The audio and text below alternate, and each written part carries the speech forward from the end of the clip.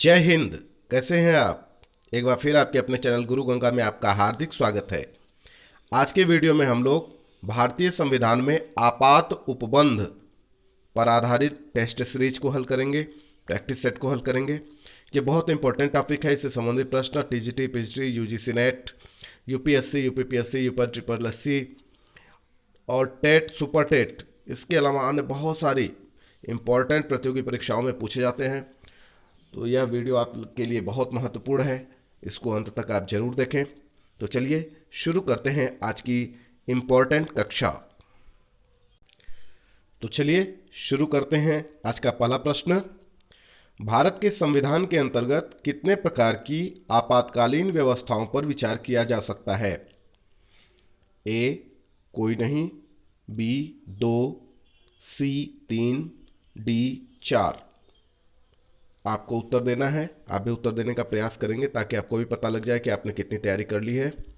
तो बताइए पहले का सही उत्तर क्या होगा? सी बिल्कुल सही है। तीन तीन प्रकार की आपातकालीन व्यवस्थाओं पर विचार किया जा सकता है। अगला देखिए, भारत का राष्ट्रपति किस प्रकार के आपातकाल की उद्घोषणा कर सकता है? ए राष्ट्रीय आपातकाल, बी राज्य संवैधानिक आपातकाल, सी वित्तीय आपातकाल, डी इनमें से सभी। तो आप बताएं सही क्या है? यही तीन प्रकार हैं। ये जो ऊपर के तीन प्रकार दिए हुए हैं, राष्ट्रीय आपातकाल, राज्य संवैधानिक आपातकाल और वित्तीय आपातकाल, यही तीन प्रकार के आपातकाल हैं, ठीक ना? तो इनमें से सभी वाला उत्तर बिल्कुल सही है।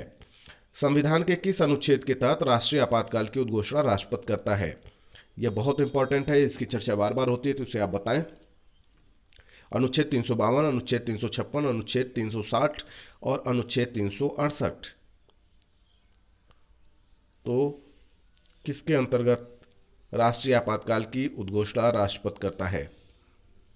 अनुच्छेद 352। अनुच्छेद 352 बिल्कुल सही है। आगे चलिए। अब तक कितनी बार राष्ट्रपति आपातकाल की उद्घोषणा अब तक कितनी बार राष्ट्रीय आपातकाल की उद्घोषणा राष्ट्रपति द्वारा की जा चुकी है? ए 2 बार, बी 3 बार, सी 4 बार, डी 5 बार। जी 3 बार बिल्कुल सही उत्तर है। आगे देखिए, राष्ट्रपति राष्ट्रीय आपातकाल की उद्घोषणा किन परिस्थितियों में कर सकता है? ए युद्ध, बी बाह्य आक्रमण, सी सशस्त्र विद्रोह, डी इनमें से सभी। तो बताएं सही उत्तर क्या होगा? जी इनमें से सभी। युद्ध के समय भी कर सकता है, बाह्य आक्रमण के समय भी कर सकता है और सशस्त्र विद्रोह के समय भी कर सकता है। आगे चलते हैं।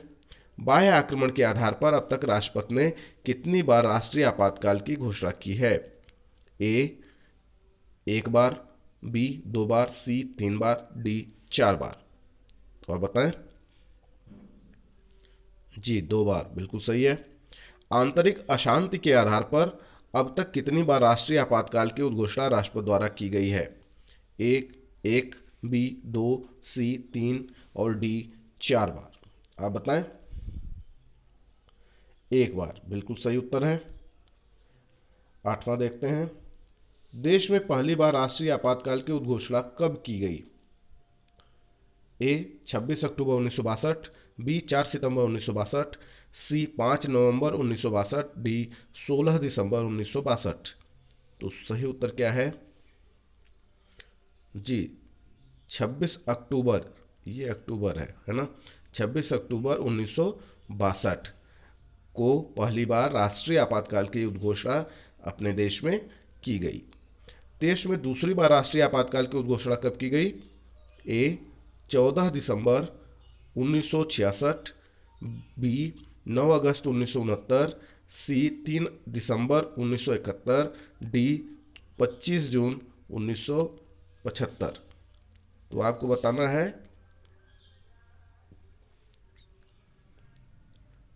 जी हाँ, दूसरी बार राष्ट्रीय आपातकाल की उद्घोषणा कब की गई देश में? तो बताइए। 3 दिसंबर 1971। सी ऑप्शन बिल्कुल सही है। आगे देखिए, राष्ट्रपति ने तीसरी बार राष्ट्रीय आपातकाल की उद्घोषणा कब की? ए 26 अगस्त 1962, बी 3 दिसंबर 1971, सी 25 जून 1975 और डी 27 मार्च 1977। तो तीसरी बार 25 जून 1975 को की। आगे देखिए, तीसरी बार राष्ट्रीय आपातकाल की उद्घोषणा राष्ट्रपति ने किस आधार पर की? ए युद्ध, बी बाह्य आक्रमण, सी आंतरिक अशांति, डी सशस्त्र विद्रोह। तो देखिए, आंतरिक अशांति है ना, इंदिरा गांधी जी का शासनकाल था, आपने पढ़ा होगा शायद। तो उस समय आपातकाल लागू किया गया था, इमरजेंसी जिसको कहा गया बार बार। तो आंतरिक अशांति के आधार पर ही उस समय आपातकाल लगाया गया था। आगे चलिए, 12वां प्रश्न, प्रथम राष्ट्रीय आपातकाल की उद्घोषणा के समय देश के राष्ट्रपति कौन थे? ए doctor Rajendra Prasad, B doctor S Radhakrishnan, सी डॉक्टर जाकिर हुसैन और डी वीवी गिरी। तो बताएं। जब प्रथम राष्ट्रीय आपातकाल लगा था तो doctor S Radhakrishnan, doctor Sarvepalli Radhakrishnan ji उस समय देश के राष्ट्रपति थे। ठीक है, अगला देखते हैं। द्वितीय राष्ट्रीय आपातकाल की उद्घोषणा के समय देश के राष्ट्रपति थे, जब दूसरी बार आपातकाल लगा तो कौन थे राष्ट्रपति, वो बताना है आपको। A doctor S Radhakrishnan, B doctor Zakir Hussain, C V V Giri और डी फखरुद्दीन अली अहमद। तो वीवी गिरी जी थे, बिल्कुल सही उत्तर है। 1975 में तीसरे राष्ट्रीय आपातकाल की उद्घोषणा किसने की? ए डॉक्टर जाकिर हुसैन, बी वीवी गिरी, सी बी डी जत्ती और डी फखरुद्दीन अली अहमद। तो फखरुद्दीन अली अहमद ने किया था उस समय, है ना, डी ऑप्शन बिल्कुल सही है। 1975 के राष्ट्रीय आपातकाल की उद्घोषणा के संबंध में कौन सा कथन सही है? 1975 के राष्ट्रीय आपातकाल की उद्घोषणा के संबंध में कौन सा कथन सही है बताना है आपको। ए कहता है मंत्रिमंडल के मौखिक सिफारिश पर राष्ट्रपति ने उद्घोषणा की, बी कहता है मंत्रिमंडल के लिखित सिफारिश पर राष्ट्रपति ने उद्घोषणा की, सी कहता है प्रधानमंत्री के लिखित सिफारिश पर राष्ट्रपति ने उद्घोषणा की, डी कहता है मंत्रिमंडल के अनुमोदन के पूर्व ही प्रधानमंत्री की सिफारिश पर राष्ट्रपति ने यह उद्घोषणा की। तो सही क्या है? तो डी वाला ही सही है। मंत्रिमंडल के अनुमोदन के पहले ही जो इंदिरा गांधी जी थी प्रधानमंत्री, उनकी सिफारिश पर ही राष्ट्रपति ने यह उद्घोषणा कर दी थी, फखरुद्दीन अली अहमद ने। ठीक है, आगे चलते हैं। 44वें संविधान संशोधन अधिनियम 1978 ने अनुच्छेद 352 में किस शब्द के स्थान पर सशस्त्र विद्रोह शब्द रखे? ए आंतरिक अशांति, बी हिंसात्मक आंदोलन, सी संवैधानिक विफलता और डी षड्यंत्र। तो सही उत्तर आप बताएं। जी हाँ, आंतरिक अशांति, ए ऑप्शन बिल्कुल सही है। राष्ट्रीय आपातकाल की उद्घोषणा को संसद के समक्ष उसकी स्वीकृति हेतु रखा जाना आवश्यक है। कितने समय के अंदर वो बताना है आपको। ए कहता है 1 माह के अंदर, बी कहता है 2 माह के अंदर, सी कहता है 1 वर्ष के अंदर और डी कहता है 6 माह के अंदर। तो आप बताएं। राष्ट्रीय आपातकाल की उद्घोषणा को संसद के समक्ष उसकी स्वीकृति के लिए रखा जाना आवश्यक है 1 माह के अंदर। आगे चलिए। राष्ट्रीय आपातकाल की अधिकतम अवधि की सीमा है। ए कहता है 2 वर्ष, बी कहता है 3 वर्ष, सी कहता है 5 वर्ष और डी कहता है कोई समय सीमा नहीं है। तो आप बताइए। तो यही सही है, कोई समय सीमा नहीं है, अधिकतम अवधि की कोई समय सीमा नहीं है। 19वां देखते हैं। राष्ट्रपति राष्ट्रीय आपात की घोषणा कर सकते हैं तब, कब कर सकते हैं वो आपको बताना है। ए जब उन्हें लगे कि भारत की सुरक्षा खतरे में है, बी प्रधानमंत्री उन्हें ऐसा करने का परामर्श दे, सी कहता है उन्हें ऐसा करने के लिए केंद्रीय कैबिनेट का लिखित निर्णय प्राप्त हो और डी कहता है संसद ऐसी उद्घोषणा के लिए प्रस्ताव पारित करे। तो वो कब कर सकते हैं वो आपको बताना है। राष्ट्रपति राष्ट्रीय आपात की घोषणा कर सकते हैं तब जब उन्हें ऐसा करने के लिए केंद्रीय कैबिनेट का लिखित निर्णय प्राप्त हो। बिल्कुल सही उत्तर है ये। राष्ट्रीय आपात की उद्घोषणा का स्वतः प्रभाव होता है। ए अनुच्छेद 19 के अंतर्गत प्राप्त मूल अधिकारों का निलंबन, बी अनुच्छेद 20 व 21 के अंतर्गत प्राप्त मूल अधिकारों को छोड़कर शेष सभी मूल अधिकारों का निलंबन, सी राज्यों में राष्ट्रपति शासन का प्रवर्तन, डी न्यायालयों की सभी प्रकार की रिट बहाली करने की शक्ति पर प्रतिबंध। तो बताएं। राष्ट्रीय आपात की उद्घोषणा जो होती है उसका स्वतः प्रभाव यही होता है कि अनुच्छेद 20 व 21 के अंतर्गत प्राप्त मूल अधिकारों को छोड़कर शेष सभी मूल अधिकारों का निलंबन, है ना। बी बिल्कुल सही है। आगे चलें। राष्ट्रीय आपातकाल में संविधान की संघीय प्रकृति पर क्या होता है ना, क्या प्रभाव होता है ये आपको बताना है। ए, समाप्त कर दी जाती है संघीय प्रकृति। बी, निलंबित कर दी जाती है। सी कहता है वैसी ही बनी रहती है। डी, उपर्युक्त में से कोई नहीं। तो सही उत्तर है कि राष्ट्रीय आपातकाल में संविधान की जो संघीय प्रकृति होती है वैसी ही बनी रहती है। सी ऑप्शन बिल्कुल सही है। आगे चलते हैं। 44वें संविधान संशोधन के पश्चात राष्ट्रपति को निम्नलिखित परिस्थितियों में राष्ट्रीय आपातकाल घोषित करने का अधिकार प्राप्त है। ए, युद्ध, बाह्य आक्रमण या आंतरिक अशांति से उत्पन्न परिस्थिति। बी, युद्ध, बाह्य आक्रमण या सशस्त्र विद्रोह से उत्पन्न परिस्थिति। सी, केवल युद्ध या बाह्य आक्रमण की स्थिति में। और डी कहता है युद्ध, आंतरिक गड़बड़ी या सैनिक उपद्रव के समय। तो आप बताएं सही उत्तर क्या होगा। जी, 22 का बी बिल्कुल सही है। युद्ध, बाह्य आक्रमण या सशस्त्र विद्रोह से उत्पन्न परिस्थिति, है ना। 44वें संविधान संशोधन के पश्चात राष्ट्रपति को इसी परिस्थिति में राष्ट्रीय आपातकाल घोषित करने का अधिकार प्राप्त है। किसमें? युद्ध, बाह्य आक्रमण या सशस्त्र विद्रोह से उत्पन्न परिस्थिति में। आगे चलते हैं। राष्ट्रपति राष्ट्रीय आपातकाल की घोषणा कर सकते हैं।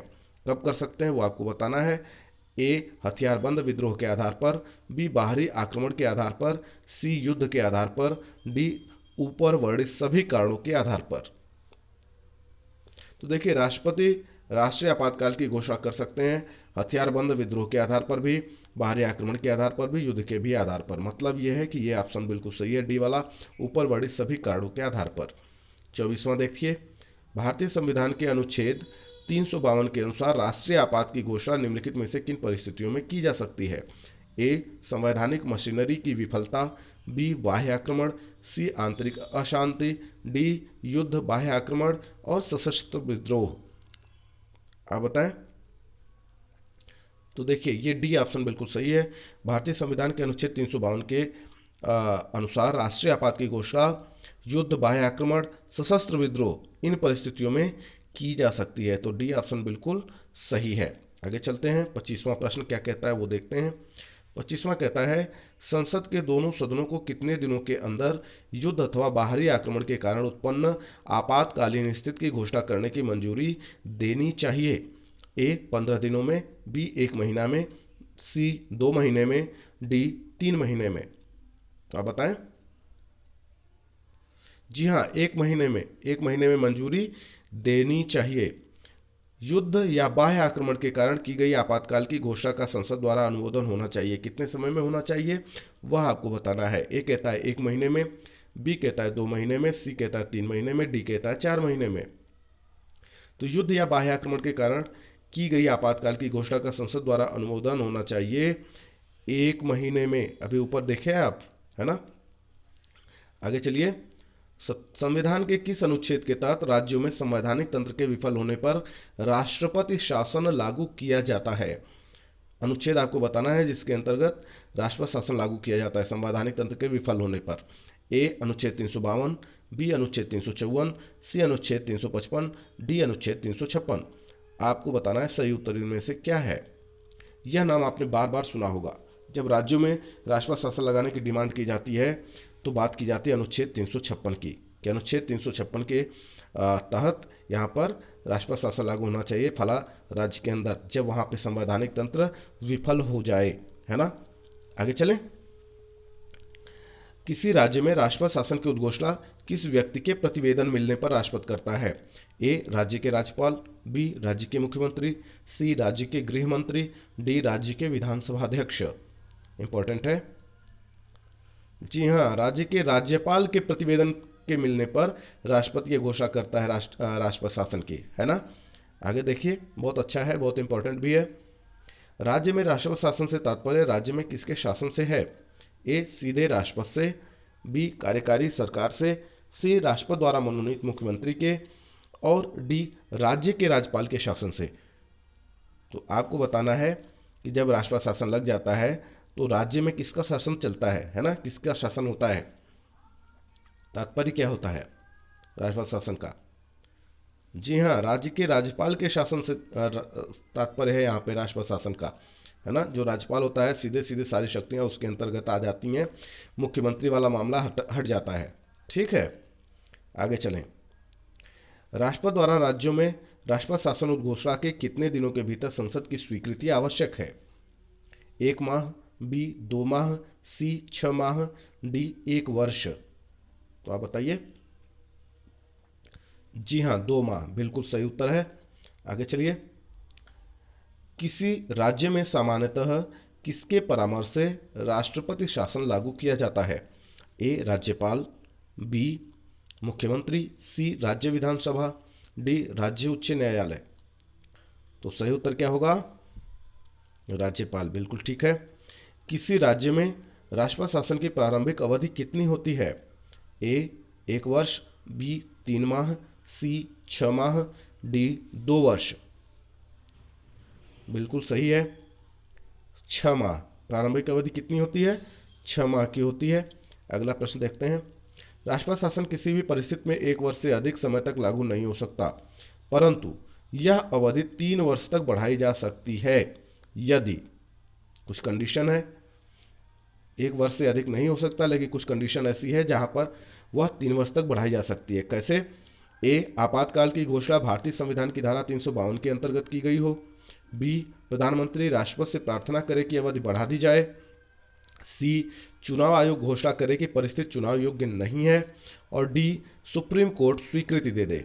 तो ऐसा तभी हो सकता है जब चुनाव आयोग घोषणा करे कि परिस्थिति चुनाव योग्य नहीं है, तब ऐसा हो सकता है। ठीक ना। अब अगला प्रश्न देखते हैं। 34वां प्रश्न क्या कहता है? 34वां कहता है किसी राज्य में राष्ट्रपति शासन के लागू होने पर निम्न में से किन कृत्यों के अलावा राज्य प्रशासन के सभी कृत्य संघीय नियंत्रण में आ जाते हैं? किस में आ जाते हैं? संघीय नियंत्रण में आ जाते हैं। ए विधायनी, बी कार्यपालक, सी न्यायिक, और डी इनमें से सभी। तो न्यायिक, सी ऑप्शन बिल्कुल सही है। आगे चलिए। संसद द्वारा प्रस्ताव पारित होने पर किसी राज्य में राष्ट्रपति शासन एक बार में कितने समय के लिए लागू होता है? ए 1 माह, बी 2 माह, सी 6 माह, और डी 12 माह। देखिए, संसद द्वारा प्रस्ताव पारित होने पर किसी भी राज्य में राष्ट्रपति शासन एक बार में केवल 6 माह के लिए लागू होता है। कितने समय के लिए? 6 माह के लिए लागू होता है। तो सी ऑप्शन बिल्कुल सही है। आगे चलिए। किसी राज्य में राष्ट्रपति शासन किसी परिस्थिति में अधिकतम कितनी अवधि तक लागू की जा सकती है? ए 2 वर्ष, बी 3 वर्ष, सी 4 वर्ष, डी 5 वर्ष। देखिए, अभी ऊपर बात हो रही थी तो अधिक 1 वर्ष से अधिक तो नहीं होना चाहिए, लेकिन विशेष परिस्थिति में 3 वर्ष तक लागू हो सकता है। जब चुनाव आयोग ही सरेंडर कर दे कि परिस्थितियां चुनाव के लायक नहीं है, तो 3 वर्ष तक हो सकती हैं, है ना। तो अधिकतम अवधि यही है ना। 36 का बी बिल्कुल सही है। आगे देखिए। 42वें संविधान संशोधन अधिनियम 1976 द्वारा राष्ट्रपति शासन की 6 माह की अवधि को बढ़ाकर कितना कर दिया गया था? 42वें संविधान संशोधन अधिनियम 1976 द्वारा ए 9 माह, बी 12 माह, सी 15 माह, और डी 18 माह। तो आप बताएं सही उत्तर क्या है? जी हाँ, 12 माह। कितना? 12 माह। ठीक है, आगे चलिए। 38वां प्रश्न। प्रथम बार राष्ट्रपति शासन कब लागू किया गया?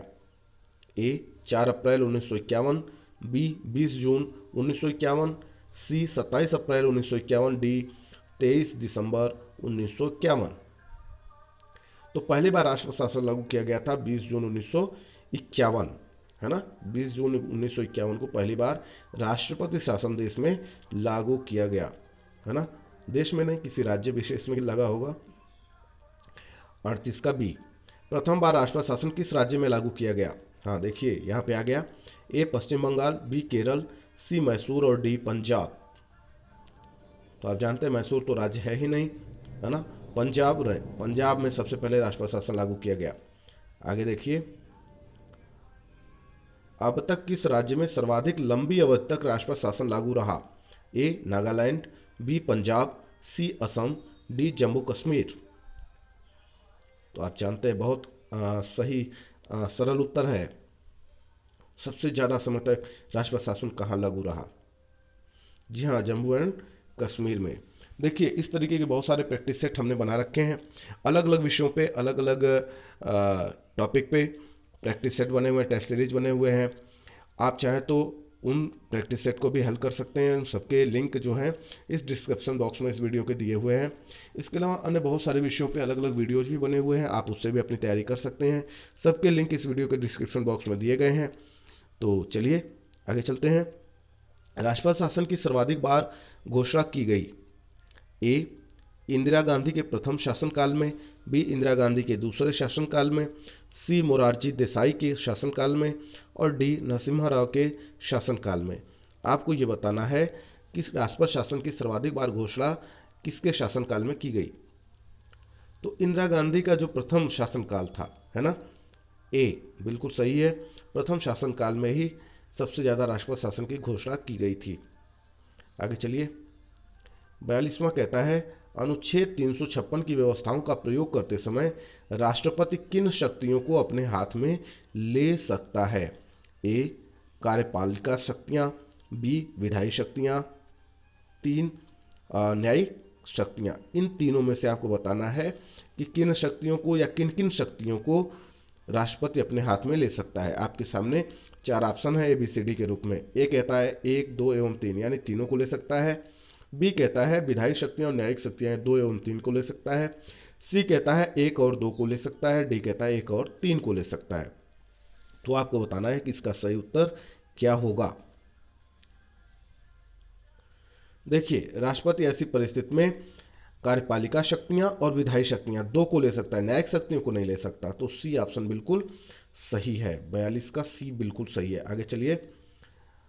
संविधान के किस अनुच्छेद के आधार पर राष्ट्रपति देश में वित्तीय आपात की घोषणा करता है? ए अनुच्छेद 352, बी अनुच्छेद 355, सी अनुच्छेद 356, डी अनुच्छेद 360। तो किस अनुच्छेद के आधार पर ऐसा कर सकता है राष्ट्रपति? जी जी बिल्कुल सही है, अनुच्छेद 360। और संविधान के अनुच्छेद 360 के आधार पर राष्ट्रपति देश में वित्तीय आपात की घोषणा कर सकता है। वित्तीय आपातकाल की बात हो जाएगी, है ना। अब तक भारत में कितनी बार वित्तीय आपात की घोषणा राष्ट्रपति द्वारा की गई है? ए कहता है 1 बार, बी कहता है 2 बार, सी कहता है 3 बार, डी कहता है अभी तक नहीं की गई है। तो आप बताएं वित्तीय आपातकाल की घोषणा राष्ट्रपति द्वारा कितनी बार की गई है अभी तक भारत में? जी बिल्कुल, अभी तक एक बार भी नहीं की गई है ना। तो डी ऑप्शन बिल्कुल सही है। निम्नलिखित में से कौन सी ऐसी आपात स्थिति है जिसकी घोषणा अभी तक भारत में नहीं की गई है? ए आंतरिक अशांति का कारण आंतरिक अशांति के कारण उत्पन्न आंतरिक आपात स्थिति, बी कहता है बाहरी खतरों के कारण उत्पन्न बाह्य आपात स्थिति, सी कहता है राज्यों में संवैधानिक व्यवस्था भंग हो जाने के कारण उत्पन्न राजकीय आपात स्थिति, और डी कहता है वित्तीय आपात स्थिति। तो आपको बताना है कि निम्नलिखित में से कौन सी ऐसी आपात स्थिति है जिसकी घोषणा अभी तक भारत में नहीं की गई है। तो अभी हम लोग बात कर रहे थे वित्तीय आपात स्थिति के कारण अभी तक भारत में आपातकाल की घोषणा नहीं की गई है। डी ऑप्शन बिल्कुल सही है। आगे चलिए। वित्तीय आपात स्थिति के दौरान राज्य विधानमंडलों द्वारा पारित सभी वित्त विधेयकों को निम्नलिखित में से किसके विचारार्थ आरक्षित रखा जाता है? वेरी इंपॉर्टेंट है। देखिए इसमें बहुत सारे प्रश्न ऐसे हैं जो अलग अलग प्रतियोगी परीक्षाओं में पूछे गए हैं। RRB में पूछे गए हैं, यूपी PCS में पूछे गए हैं, BPSC में पूछे गए हैं, है ना, और IAS में पूछे गए हैं, इस तरह SSC में है। तो कई सारी प्रतियोगी परीक्षाओं में पूछे गए हैं। तो ये सारे प्रश्न इंपॉर्टेंट है, इसलिए आप वीडियो को अंत तक देखा करें ताकि आपसे इस तरीके से इस टॉपिक से संबंधित कोई भी प्रश्न यदि पूछा जाता है परीक्षाओं में तो वो मिस ना हो, ठीक ना, आप उसका सही उत्तर दे पाएँ। चलिए बताइए इसका सही उत्तर क्या होगा। ए कहता है राज्यपाल, बी कहता है प्रधानमंत्री, सी कहता है संसद, डी कहता है राष्ट्रपति। तो देखिए वित्तीय आपात स्थिति के दौरान राज्य विधानमंडलों द्वारा जो पारित सभी वित्त विधेयक होते हैं उनको राष्ट्रपति के विचारार्थ आरक्षित रखा जाता है। किसके? राष्ट्रपति के विचारार्थ, क्योंकि वित्तीय आपात की स्थिति में सारी शक्तियां किसके पास चली जाती हैं? कार्यपालिका शक्तियां राष्ट्रपति के पास चली जाती हैं ना। तो राष्ट्रपति के विचारार्थ आरक्षित रखा जाता है। आगे चलें, डी ऑप्शन सही था। वित्तीय आपात के दौरान राष्ट्रपति राज्य के किस प्रकार के विधेयकों की स्वीकृति के लिए प्रस्तुत किए जाने के लिए बाध्य कर सकता है? ए साधारण विधेयक, बी वित्तीय विधेयक, सी उपर्युक्त दोनों, डी कहता है इनमें से कोई नहीं। तो आप बताइए। चूंकि वित्तीय आपातकाल की बात हो रही है तो जो वित्तीय विधेयक है ना, इसको प्रस्तुत किए जाने के लिए वो बाध्य कर सकता है स्वीकृति के लिए, है ना। तो बी ऑप्शन बिल्कुल सही है। तो इस प्रकार से यह वीडियो पूरा हुआ, यह क्लास पूरी हुई। यदि यह आपको पसंद आई तो इसे आप लाइक जरूर करें, अपने मित्रों में शेयर करना ना भूलें, अपने बहुमूल्य सुझाव हमको कमेंट बॉक्स में देना ना भूलें। चैनल पर नए हैं तो चैनल को सब्सक्राइब कर लीजिए ताकि प्रत्येक इंपॉर्टेंट वीडियो की नोटिफिकेशन आपको समय से मिलती रहे। और फिर मिलते हैं अगले इंपॉर्टेंट वीडियो में, तब तक के लिए आप सभी लोगों को जय हिंद।